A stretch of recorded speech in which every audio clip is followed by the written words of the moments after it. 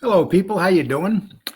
Well, James and I have to make an announcement today, so I'm just gonna, and it's gonna be based on this guy right here who did an interview yesterday. And there was a lot of things that he left out of his interview. There was a lot of things he wasn't called out on, and I'm gonna announce that we have an interview coming up.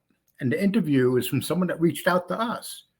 We didn't reach out to her; she reached out to us. So we had the great opportunity to get inside this guy's head. This guy is came on yesterday, and he was kind of trying. He was telling war stories.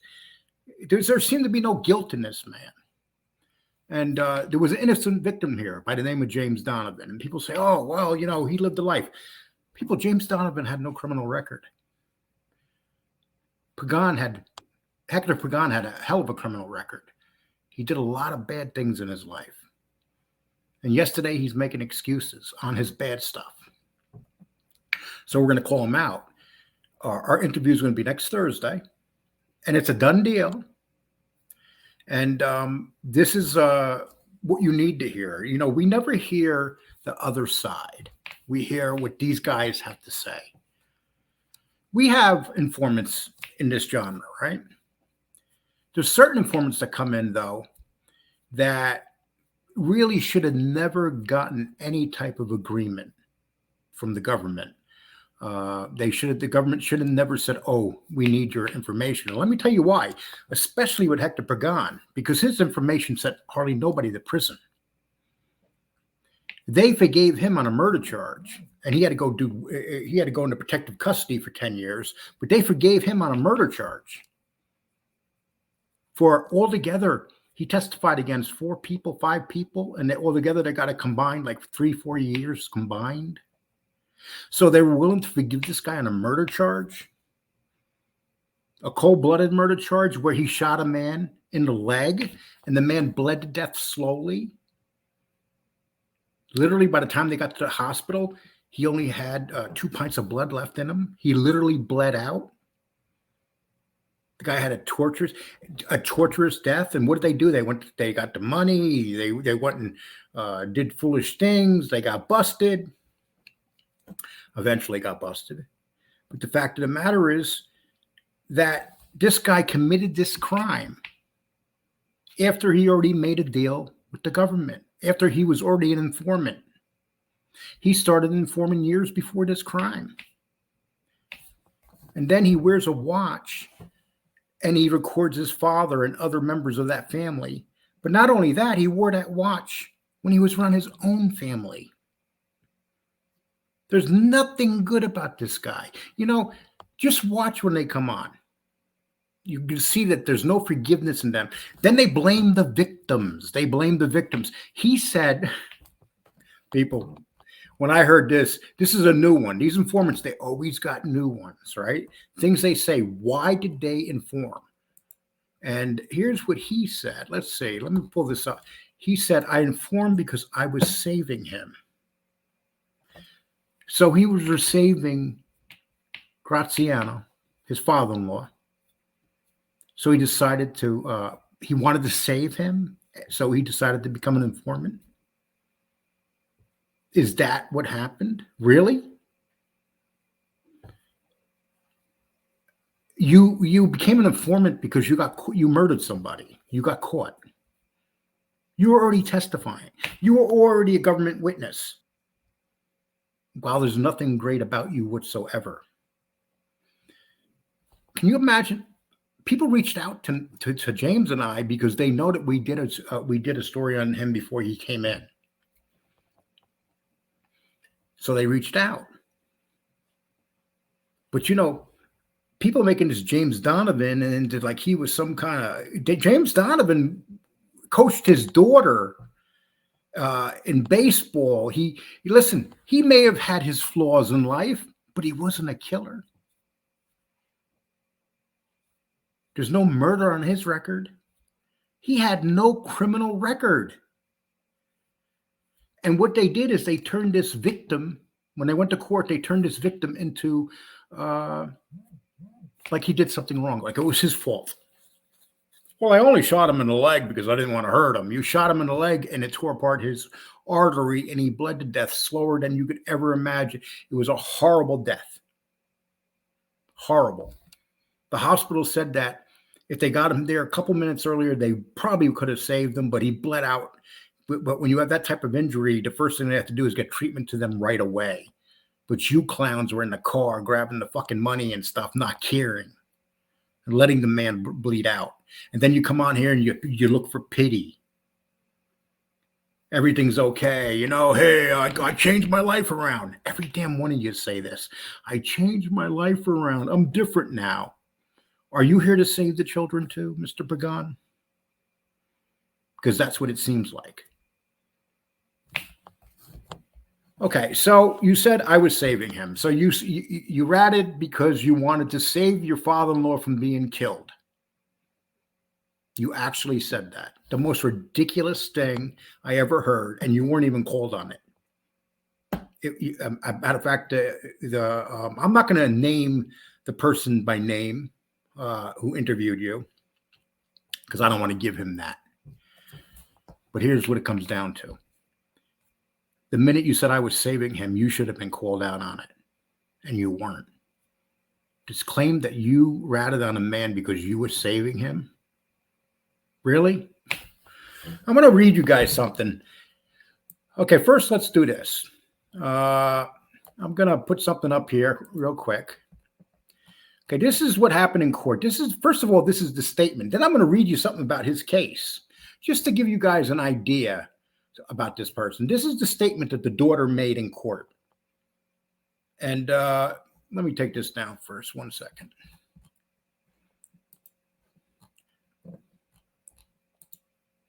Okay, so the daughter made this statement in court, and Judge Gleason, very disappointed, Judge Gleason, because you said that you had no control, that you had to accept the agreement. You did not have to accept the agreement. You chose to accept the agreement. You knew this. You knew how bad this man was. You knew how evil this man was. And he still got let out on the street, just like other people. You know, Sammy Gravano goes out and becomes a drug dealer. You got all these guys coming out and committing crimes. And this guy, while he was a rat, was committing crimes. He committed a murder while he was a rat. Okay, so let me pull this up. I'm sorry, people, but this shit irritates the hell out of me. And people might say, "Oh, Lee, you interviewed informants before." Yes, I have. When I came into this thing, I was new at this. I used to get mad at people, and my revenge was to interview whoever I wanted. The reality is this: I should have never done it, but I did do it. And if people don't forgive me, oh well. But now I come out here and I do these shows and I go after these guys and I go after them pretty hard. And James and I do a damn good job. And we're going to do a damn good job of Mr. Pagan because he's full of crap. Okay. So every time I see Mr. Pagan, I'm going to do a follow-up show on him.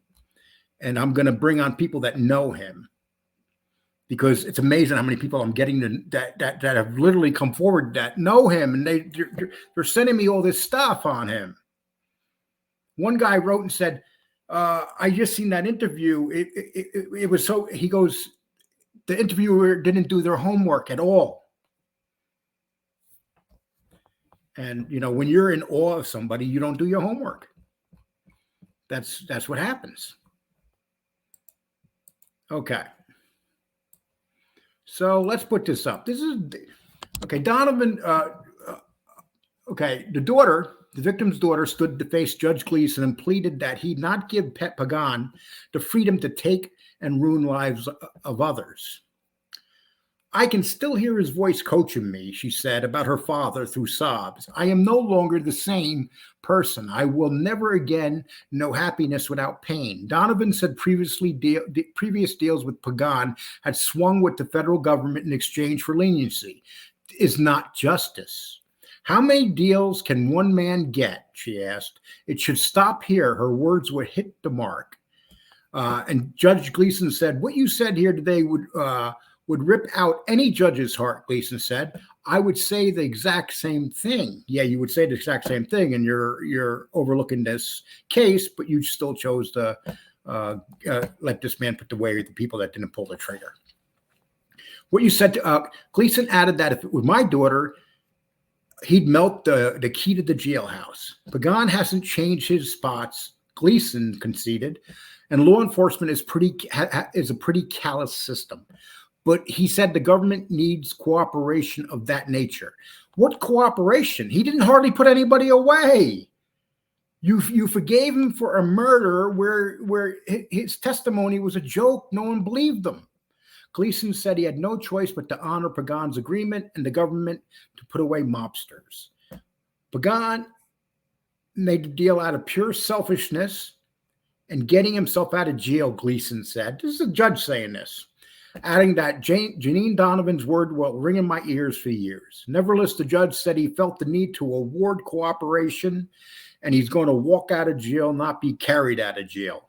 Okay, so there you got Judge Gleason saying that he regrets letting this guy out because he knows this guy has no good in him and that he's always going to be the same person. He's been the same person his whole life. This is the man that will not even admit his heritage. He wants to be Italian and Corsican, whatever it is. Are you kidding me? He can't accept his heritage. He wants to be Italian. Maybe I should just say I want to be Italian.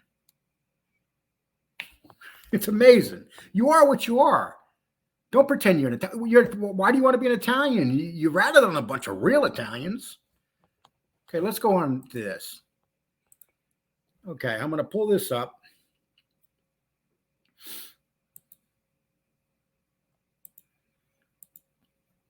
Give me 1 second, people.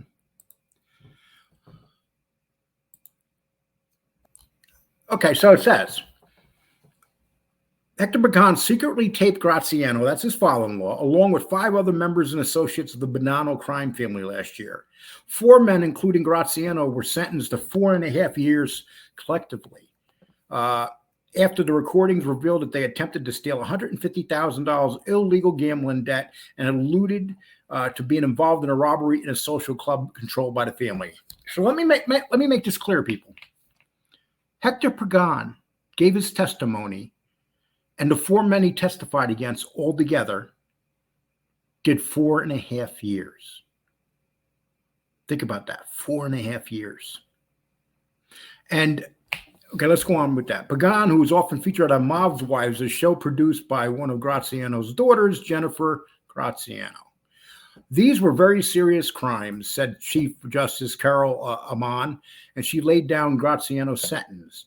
He was part of the conspiracy to engage in fears to enterprise, she added, referring to the Bonano syndicate. Amon gave Graziano the minimum suggested sentence, but chastised his continued association with organized crime. In 2003, Graziano was sentenced to 20 years in Florida and murder in Florida. But listen, people, Graziano, okay, we're not trying to make him a no good guy, but, he got sentenced and always did his time. No questions asked. He went to prison. He was one of the few Bonanos that didn't rat. He was one of the people in the circle of what's his face, Messino's circle that didn't rat. Like Graziano, Anthony Calabrese, Vito Balsamo, and James Laforte pled guilty after prosecutors dropped extortion, racketeering charges against them in April. So that means the charges that the government wanted to hit them with, and they were going to use this guy as Pagan as a witness. It was a very weak case, so they had to drop it. The alleged acting Bonano boss, Vincent Baldamenti, also pled guilty to a collection of unlawful debt this spring, and he avoided sentencing when prosecutors told Lamont that they were going to present evidence from a 1999 extortion charge to court. Defense lawyer Fascetti, I'm sorry about all these Italian names, people, said the other charges were likely to be put aside because prosecution's witness is unreliable. Let's read that again. There were going to be defense attorney Ron Plaschetti said the other charges were likely to be put aside because the prosecution's witness is unreliable. Everything was based on Mr. Pagan's testimony, Fischetti said after court. Our position is that Mr. Pagan is completely unworthy of belief. Think about that. Everything was based on Mr. Pagan's testimony Fischetti said after court, and our position is that Mr. Pagan is completely unworthy in belief. You have the people that actually used him as a witness saying that. Fischetti said the prosecution has attempted to sentence charges from Pagan's testimony. He would have to be able to prove Pagan committed extortion and murder. They want to avoid cross-examination, Fischetti said. Prosecutors will present their evidence in the 1999 extortion case.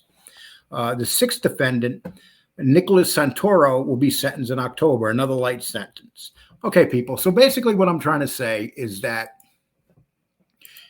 this guy was so unreliable, the prosecution didn't even want him. He wasn't even that good of he offered very little. And they said that he was going to testify against Messino and this one and this one.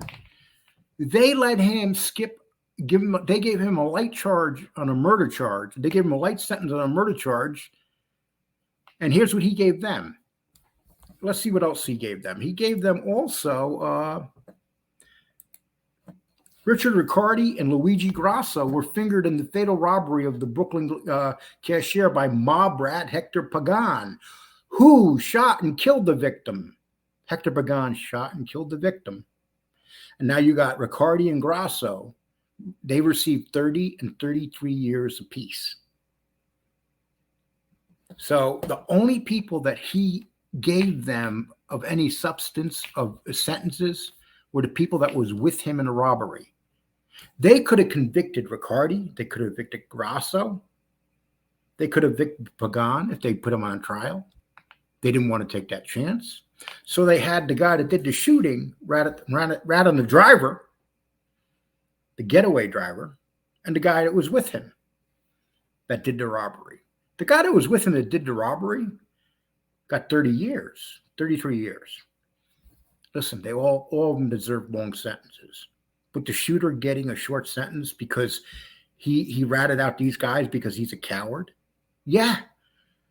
Hector Pecan, you're a coward. You act like you're a tough guy. You said that you were insulting your father-in-law, saying that he was soft and stuff. How the hell was he soft? He went and did the sentences that he was sentenced to. You didn't. You didn't do no sentences. You went into protective custody and now you're out and you get to live your life. You're still a young guy and you get to tell more stories about how tough you are. I got shot in the head. This thing happened to me. This thing happened to me. But you're not tough. You're not tough. You were willing to sacrifice your family. Your entire family you were willing to sacrifice. Your wife, your child. You did not care about going to prison and having your family being attacked because their father was a rat.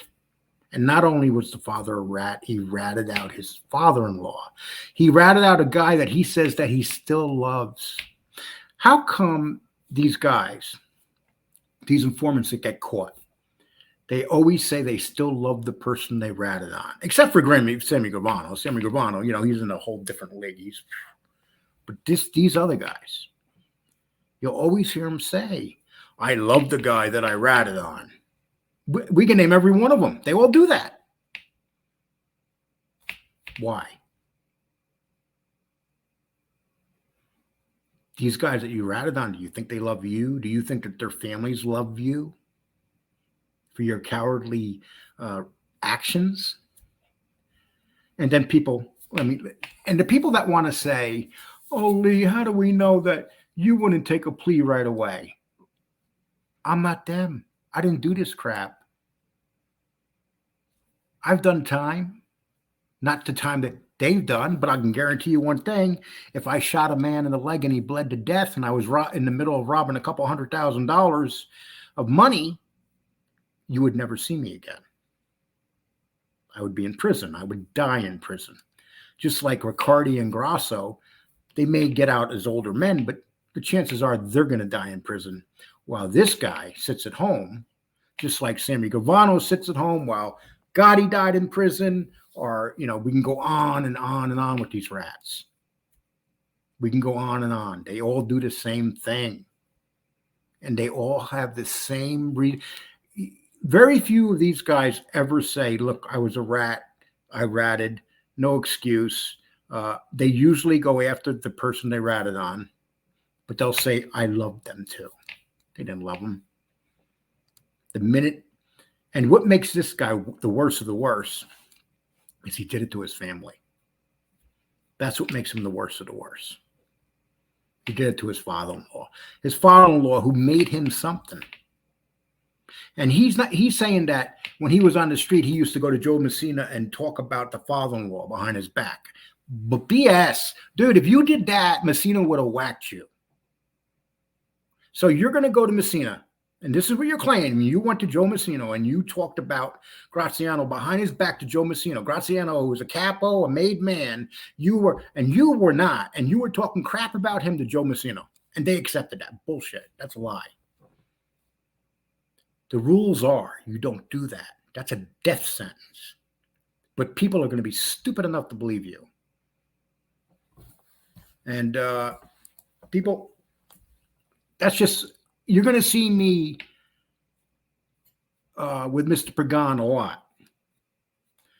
We're going to research him thoroughly. We got lots of research coming up. And like I said, we have an interview of someone that was very close to him, as close as you could be. And they're going to tell us the story about Mr. Pagan. And Mr. Pagan, I hope you're watching this show because, you might be able to come on here, hustle and con people and have people interview you because you are some type of a legend in your own mind. You were on Mob Wives. A bunch of people running around screaming and rolling on the ground. That's where you were. Mob Wives. And then you said that you didn't really like it. You showed up all the time. You took the check. So you must have liked it okay. And people, what I like to say, thank you very much. James and I will be back with our own show together tomorrow. And let me just put this out right here, people, please. Please subscribe. Hit the like button, the reminder bell. If you want to donate, feel free. If you don't, totally understand. Okay. And also, Angel Gotti and I have My Father's Daughter. We just put up a story, another video that's pretty interesting about another person that claims they're not a rat, even though she is a rat. And that's up on our Patreon page. With that, people, I'd like to say thank you very much. Have a nice one. Right underneath here, what you think. If you want to scream and yell at me, tell me what you think. But Mr. Pagan, get used to my name.